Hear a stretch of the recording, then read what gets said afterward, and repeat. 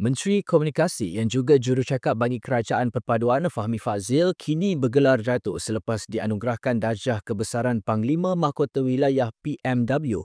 Ahli Parlimen Lembah Pantai itu menerima darjah kebesaran tersebut yang membawa gelaran datuk daripada Seri Paduka Baginda Yang di-Pertuan Agong Sultan Ibrahim dalam satu istiadat di Istana Negara pagi tadi. Fahmi mengetuai senarai 9 individu yang menerima darjah kebesaran Panglima Mahkota Wilayah PMW yang membawa gelaran datuk. Sementara itu, Menteri di Jabatan Perdana Menteri Wilayah Persekutuan Dr. Zaliha Mustafa dikurniakan darjah kebesaran Seri Mahkota Wilayah SMW yang membawa gelaran Datuk Seri. Istiadat yang berlangsung kira-kira sejam itu turut dihadiri Perdana Menteri Datuk Seri Anwar Ibrahim dan isteri Datuk Seri Dr. Wan Azizah Wan Ismail. Hadir sama Timbalan Perdana Menteri Datuk Seri Dr. Ahmad Zaid Hamidi dan Barisan Jemaah Menteri.